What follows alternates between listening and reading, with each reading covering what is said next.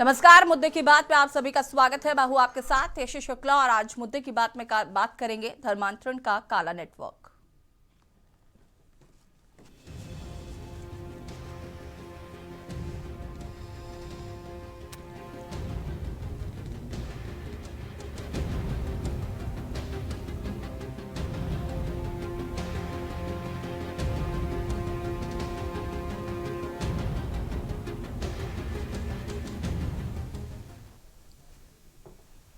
उत्तर प्रदेश और धर्मांतरण से जुड़ी वो तस्वीरें जो अब अलग अलग घटनाएं नहीं रही बल्कि एक संगठित पैटर्न बनती दिख रही हैं। कानपुर देहात, लखनऊ, लखीमपुर खीरी, 3 जिले, 3 अलग मामले, लेकिन संकेत ही की दिशा में। आज सवाल सिर्फ इतना ही नहीं है कि क्या हुआ, सवाल ये है कि ये सब इतने सालों तक चलता कैसे रहा। सबसे पहले बात करते हैं कानपुर देहात की। यहाँ पुलिस ने धर्मांतरण के एक संगठित नेटवर्क का बड़ा खुलासा किया। अकबरपुर कोतवाली क्षेत्र से चल रहा था ये पूरा खेल, जिसका नाम था नवा कांति सोसाइटी।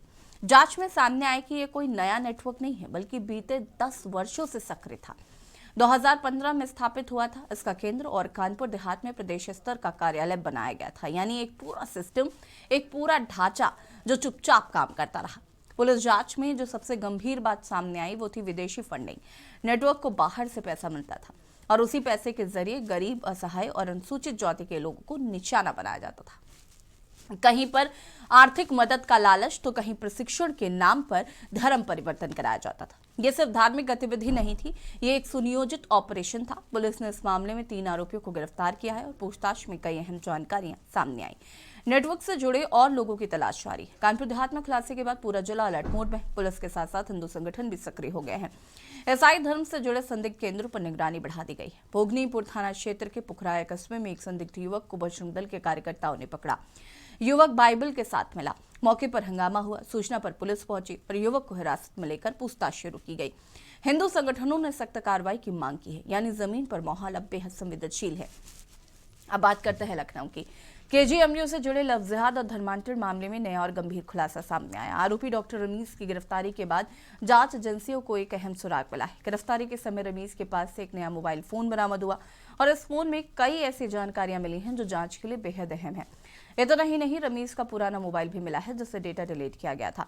अब उस डिलीट किए डेटा को रिकवर कराने के लिए फोन को फोरेंसिक जांच में भेजा गया है। जांच में यह भी सामने आया है कि इस फरारी के दौरान रमीज का संपर्क प्रतिबंधित संगठन पीएफआई के पदाधिकारियों से बना हुआ था। मोबाइल डेटा से चैट और कॉल रिकॉर्ड मिले जिनसे पता चलता है कि रमीज ने पीएफआई की कानूनी मदद लेने की कोशिश की थी। यानी मामला सिर्फ स्थानीय नहीं रहा, इसके तार संगठित नेटवर्क और प्रतिबंधित संगठनों तक जुड़ता दिख रहे हैं। और अब बात लखीमपुर खीरी की। यहाँ पर फूलबेहर थाना क्षेत्र के ग्राम रामनगर खुर्द में धर्मांतरण का मामला सामने आया। आरोपी के ईसाई समुदाय द्वारा स्वास्थ्य लाभ का लालच देकर प्रार्थना सभा का आयोजन किया जा रहा था और इस आयोजन के जरिए धर्मांतरण की योजना बनाई जा रही थी। पुलिस ने एक पादरी समेत अन्य 3 आरोपियों के खिलाफ मुकदमा दर्ज किया है और ये मामला भी उसी पैटर्न की ओर इशारा करता है जहां मदद, इलाज या सुविधा के नाम पर धर्म परिवर्तन कराया जाता था। कानपुर देहात में 10 साल पुराना नेटवर्क, लखनऊ में पीएफआई कनेक्शन और डिजिटल सपोर्ट, लखीमपुर में स्वास्थ्य लाभ के नाम पर प्रार्थना सभा। यहाँ सवाल किसी धर्म का नहीं है, किसी समुदाय का नहीं है और किसी राजनीतिक दल का भी नहीं है। सवाल सिस्टम का है, निगरानी का है और समय पर चेतावनी का है। अगर कोई नेटवर्क 10 साल तक सक्रिय रह सकता है तो इसका मतलब है कि वो चुपचाप नहीं बल्कि व्यवस्थित तरीके से काम कर रहा था और ऐसे नेटवर्क अचानक नहीं बनते, उन्हें समय, पैसा और संरक्षण मिलती है। सबसे चिंताजनक बात यह है कि निशाना हमेशा वही वर्ग बना जो आर्थिक रूप से कमजोर है, सामाजिक रूप से असहाय है। जब मजबूरी होती है तो विकल्प सीमित हो जाते हैं और यहीं से ऐसा नेटवर्क अपने रास्ता बनाता है। कानपुर देहात, लखीमपुर खीरी, लखनऊ, 3 जिले, 3 खुलासे और एक बड़ा संकेत। धर्मांतरण के नाम पर चल रहे नेटवर्क अब जांच के घेरे में है। आने वाले दिनों में और नाम सामने आ सकते हैं और पर्दे खुल सकते हैं। अब देखना यह है कि जांच कितनी गहराई तक की जाती है और क्या ये पूरा नेटवर्क बेहद साफ तरीके से सामने लाया जाता है या नहीं, क्योंकि ये सिर्फ कानून का मामला नहीं, ये समाज सुरक्षा और भविष्य से जुड़ा सवाल है। ये इन लोगों ने जो हमारे यहाँ पे हम पढ़ाई करते थे तो इन लोगों ने हमारे ऊपर धर्म परिवर्तन का झूठ आरोप लगाया, जबकि ऐसा कुछ नहीं है। आपके पिताजी ने किसके खिलाफ शिकायत की है? क्या मामला था? कब से ये चल रहा? ये 10 साल पहले हमारे पिताजी काम करते थे नवाकांति सोसाइटी में। उन लोगों ने धर्म परिवर्तन को हमको धमकी दी है। तो जब उसका समाधान नहीं निकला तो वो बच्ची महिला आयोग आई मेरे पास, जबरन धर्मांतरण कराने का प्रयास किया गया। इसमें एक मिनट इसमें प्रोफेसर वाहिद अली और प्रोफेसर सुरेश बाबू का भी 10 दिन का ट्रैक रिकॉर्ड है ये पुलिस के पास कि जब डॉक्टर रमीज मलिक यहाँ से भागा और प्रशासनिक दबाव में आया महिला आयोग के संज्ञान के बाद 10 दिन तक इन दोनों लोगों की उससे बात हुई है। देखिए, ये कुछ इनपुट्स हम लोगों को मिले थे पहले। उन इनपुट्स के बेसिस पे हम लोगों ने एक एसआईटी गठित की थी और हम लोग लगातार इस मामले में इंटेलिजेंस और इनपुट्स को कलेक्ट कर रहे थे। इंटेलिजेंस और इनपुट्स कलेक्ट करने के बाद हमें कुछ श्योर ऐसी जगह पता चली जहां पर ये एक्टिविटीज कैरी आउट हो रही हैं, जिसमें कि नवाकांति सोसाइटी के नाम से अकबरपुर में एक स्किल डेवलपमेंट एकेडमी संचालित थी। यह स्किल डेवलपमेंट एकेडमी से 3 लोगों को जनपद कानपुर देहात के अकबरपुर थाने की टीम और एसआईटी ने मिलकर अरेस्ट किया है।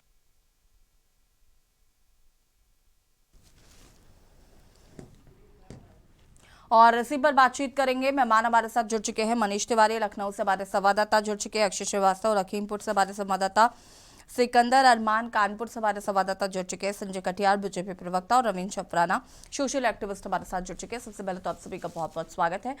शुरुआत करते हैं मनीष से। मनीष, अगर हम बात करें केजीएमयू में धर्मांतरण का मामला देखने को मिला, डॉक्टर रमीज की गिरफ्तारी कर ली गई है, फिलहाल इस पूरे मामले को लेकर क्या कुछ अपडेट है?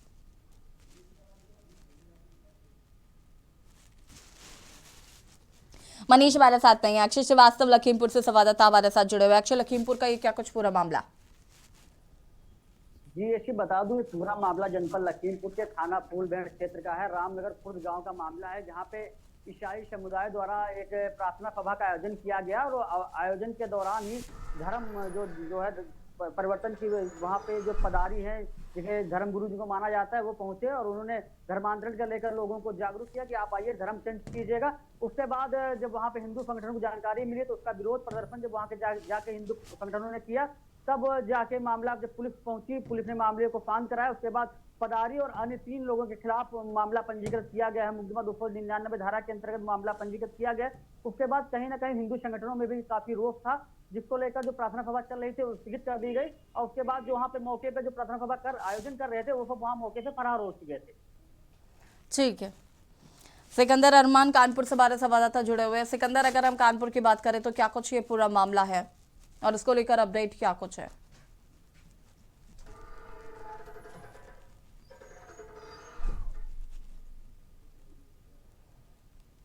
सिकंदर, आवाज आ रही है? जी बिल्कुल।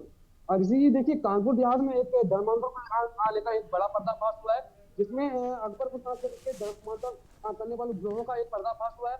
अगर हम बात करें नवाक्रांति सोसाइटी में, जिसमें 15 सालों से 2015 से धर्मांतरण का एक काम चल रहा था, जिसमें पुलिस ने एक उनकी अलग ही हो रही निगरानी, जिसमें 3 लोगों को अपनी हिरासत में लिया गया है। लेकिन बड़ा सवाल यहाँ ये उठता है कि असहाय और कमजोर लोगों को उनके उनको निशाना वो लोग बनाते थे, जिसमें धर्मांतरों को लेकर उनको धर्म परिवर्तन करते थे। वहीं जब ये कानपुर देहात की पुलिस फोर्स और आम जनता जब इस पूरे मामले को देखते हुए जब जनता हरकत में आई है, तो वहीं प्रोग्राम भी एक जो युवक था, संदिग्ध युवक जो वो बाइबल लेके जो घूमते गांव में घूमते नजर आ रहा था, जो गलियों में लोगों को कुछ धर्म परिवर्तन की जो बातें भी उनको जो बता रहा था, उस तरीके से अगर देखा जाए तो वहीं एक बजरंग दल के युवक ने उससे जब पूछताछ की तो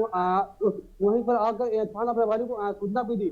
जिस तरीके से थाना प्रभारी ने उनको हिरासत मिली और अभी भी पूछताछ वहाँ जारी है। मनीष तिवारी हमारे संवाददाता लखनऊ से हमारे साथ जुड़े हुए। मनीष, अगर हम बात करें डॉक्टर रमीज की गिरफ्तारी हुई, कई इसमें मामले निकलकर सामने आ रहे हैं। पीएफआई कनेक्शन एक निकलकर सामने आ रहा है, साथ ही साथ अब फोन जो है उसको रिकवर किया जाएगा, तो बहुत सारे अपडेट इसमें निकलकर सामने आ सकते हैं।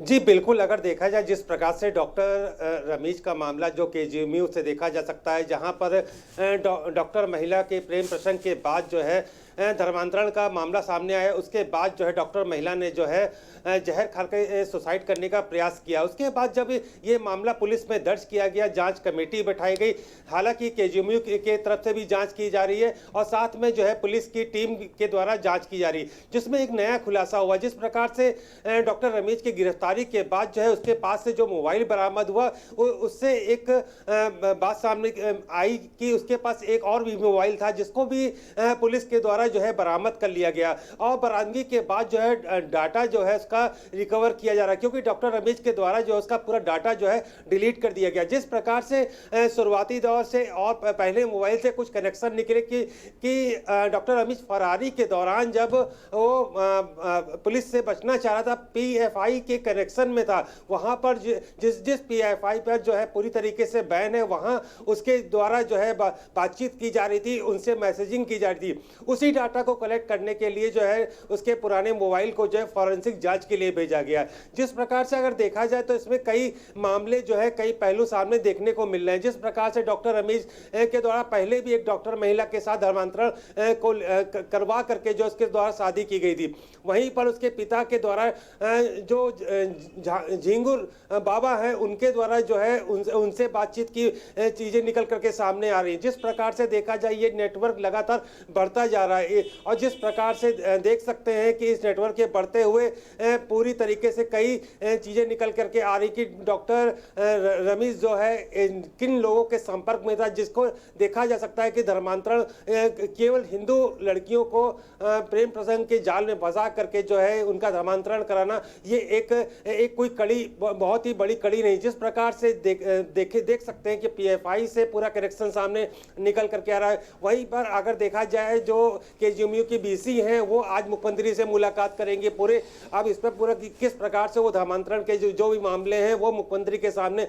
रखे जाएंगे। पुलिस की टीम और जिस प्रकार से जांच कर रही है, हर एक पहलू पर नए नए एंगल निकल करके सामने आ रहे हैं, तो कहा जा सकता है कि पूरा ये मामला जिस प्रकार से नए नए सिरे से जुड़ता जा रहा है, तो कहीं ना कहीं ये एक बहुत ही बड़ी साजिश भी देखने को मिल सकती है। अगर देखा जाए तो पुराने पहलू की बात की जाए तो इससे पहले जब डॉक्टर शहीन का मामला भी आया था, जिसमें जो आतंकियों से पूरे जुड़ने की बात सामने नेक्सस देखने को मिला था, तो कह सकते हैं कि जिस प्रकार से डॉक्टरों का ये एक सिलसिला जो लगातार उत्तर प्रदेश और बाकी अन्य जिलों से देखने को मिल रहा है और जो जांच रिपोर्ट में कई के पहलू जुड़ते हुए जा रहे हैं, तो ये एक सबसे बड़ा सवाल उठता जा रहा है कि कहीं ना कहीं डॉक्टर रमीज का ऐसा तो नहीं कि और कितना बड़ा नेटवर्क है जो धर्मांतरण को लेकर के जो है इसी प्रकार से जो है हिंदू लड़कियों को अपने जालसाज में फंसा करके जो है इसी प्रकार से जो है उनके द्वारा जिस प्रकार से उसके ऊपर एक शोषण का भी मामला दर्ज हुआ है, तो यौन शोषण का मामला, तो कह सकते हैं कि इसी प्रकार से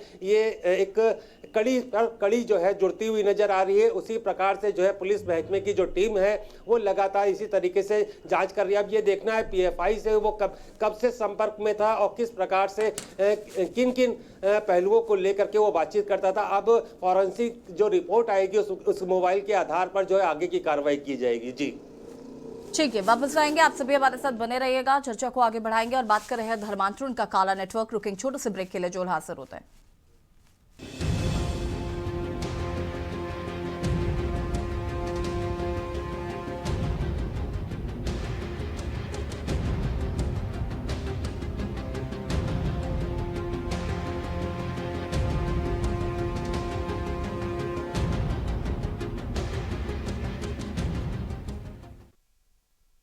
के बाद एक बार फिर से आप सभी का स्वागत है और बात कर रहे हैं धर्मांतरण का काला नेटवर्क में। हमारे साथ लगातार जुड़े हुए संजय कटियार जी का रुख कर लेते हैं। संजय जी, ये जो तीन मामले लगातार फिलहाल धर्मांतरण के जो सामने आ रहे हैं और धर्मांतरण का एक काला नेटवर्क जो है वो लगातार बढ़ता जा रहा है, फैलता जा रहा है। चाहे वो कानपुर की बात हो, कानपुर में तो 10 सालों से ये नेटवर्क चल रहा था और लखनऊ का जो मामला है उसमें पीएफआई कनेक्शन निकलकर सामने आए हैं। लखीमपुर में भी धर्मांतरण चल रहा है। कानून बनाया गया है, उसके बावजूद भी ये धर्मांतरण रुक नहीं रहा है। लगातार कोशिशें करने के बावजूद भी 10 साल से एक नेटवर्क एक्टिव है, व्यवस्थित ढंग से काम कर रहा है, उसके बावजूद भी पुलिस को इस बात की भनक नहीं लगती। जी, मैंने सभी पत्रकार बंधुओं को नमस्कार सभी को। और आपकी सबकी मैंने बात सुनी है। अब मैं आप कुछ बातें आपको ऐसी आप कहना चाहूँगा, दर्शकों को भी सही बात पहुँचनी चाहिए। देखिए, ये धर्मांतरण ये बहुत छोटा विषय है। ये तालाब की छोटी मछलियां हैं ये जो पकड़ में आ रही हैं। कि बहुत बड़े पैमाने पे देश के अंदर अंतरराष्ट्रीय साजिश के तहत ये कार्यक्रम चल रहा है। पूरे भारतवर्ष की डेमोग्राफी को बदलने का कार्यक्रम चल रहा है। राज्यों के राज्य बदलने का कार्यक्रम चल रहा है। जैसे पश्चिम बंगाल, जहाँ पर म्यांमार और बांग्लादेश से लोग अवैध घुसपैठ कराती है वहाँ की सरकार, और उनको बाकायदे पूरे यहाँ के आईडी प्रूफ बनवा कर फर्जी नकली किसी भी तरह बोर्ड की राजनीति, तुष्टिकरण की राजनीति के तहत एक बहुत बड़ा ये षड्यंत्र है। और ये विपक्षी दलों के जितने भी दल भारत के अंदर ये जो तुष्टिकरण की राजनीति करने वाले दल हैं, क्षेत्रीय दल हैं, पार्टियां राजनीतिक, इनके नेताओं का, इनके लोगों का बहुत बड़ा इनको समर्थन प्राप्त है इस तरह की गैर कानूनी गतिविधियों का। और इनका उद्देश्य भारत में पूरी डेमोक्रेसी बदलकर किसी न किसी प्रकार से सत्ता हासिल करना केवल उद्देश्य है। इनको देश के और किसी विकास, किसी कार्य से मतलब नहीं है। इसी पर लगे हुए हैं कि हम अपनी संख्या इनकी बढ़वा दें, तुष्टिकरण राजनीति वालों को इतनी बढ़वा दें और उनके वोट से हम सत्ता में आ जाएं। और तो ये चल रहा है, चाहे पश्चिम बंगाल हो, तमिलनाडु हो, केरल हो, ईसाइयत का विषय। तमिलनाडु अभी गुड़गांव में देखिए यूनिवर्सिटी के अंदर बम बनाए जा रहे हैं, बड़े लिखे लोग। जेएनयू के अंदर नारे लग रहे हैं, डिग्री यूनिवर्सिटी इतनी बड़ी देश की। अर्बन नक्सलवाद को तो हमारी सरकार ने खत्म करने का बीड़ा उठा लिया। 31 मार्च तक खत्म हो जाएगा, खात्मे के करीब है। ये भी एक बड़ा मामला है। मतांतरण भी बहुत बड़ी समस्या है देश की। इंटेलिजेंस को, हमारे सुरक्षा बलों को, पुलिस बलों को, सेना को जहां भी इनपुट्स मिलते हैं, जानकारी आ जाती है, सख्त कार्रवाई हो रही है। और जो जैसे मिली है छोटी, इस पर कार्रवाई कर रही है सरकार, और निश्चित रूप से इनको जेल भी भेजेंगे, उचित सजा भी मिलेगी। और भविष्य में ऐसा ना हो इसको भी सुनिश्चित किया जाएगा। अब करना जाना ही चाहेगा। और हमारे यहाँ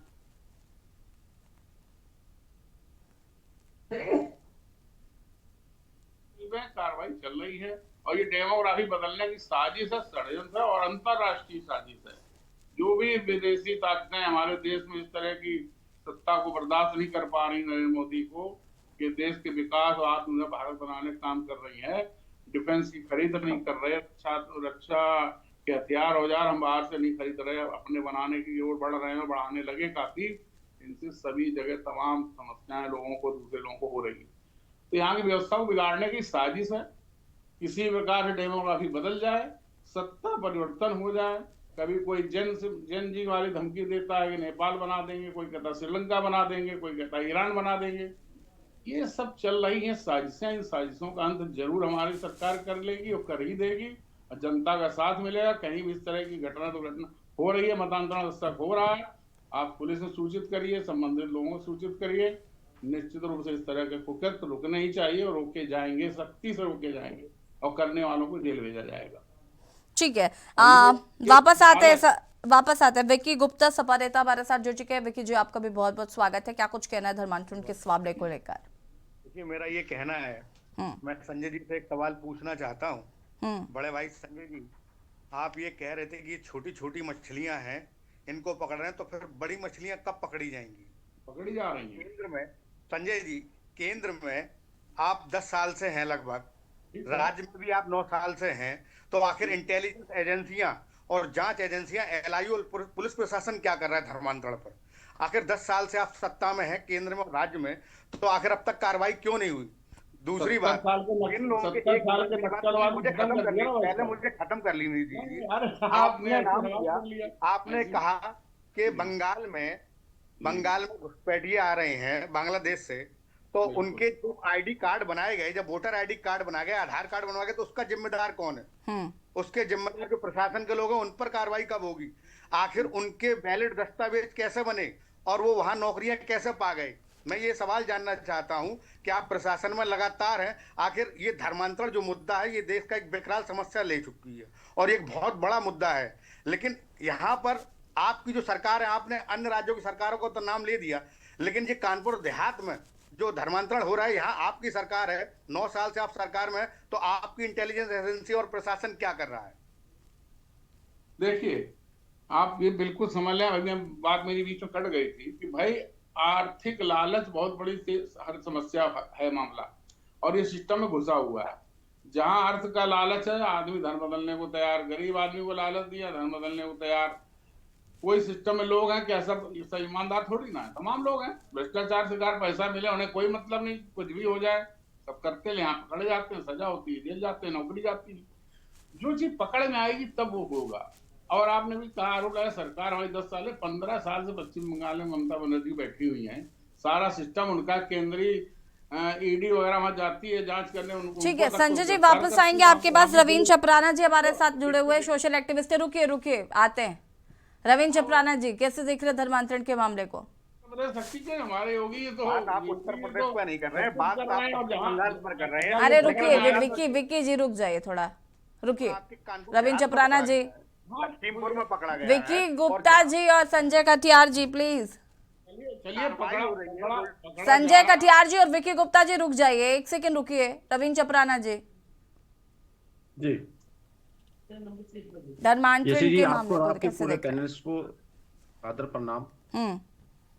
ये फिर बार बार आपने बहुत अच्छा मुद्दा उठाते हैं, आपके टीवी पे भी जो न्यूज नई इनको जागरूक करने के लिए दिखाई जाती हैं कि किस तरह से यूपी नहीं पूरे देश की बात है, मगर आज यूपी के चैनल पे चर्चा हो रही है और पिछले कई सालों से हम भी चर्चा को देखते आ रहे हैं।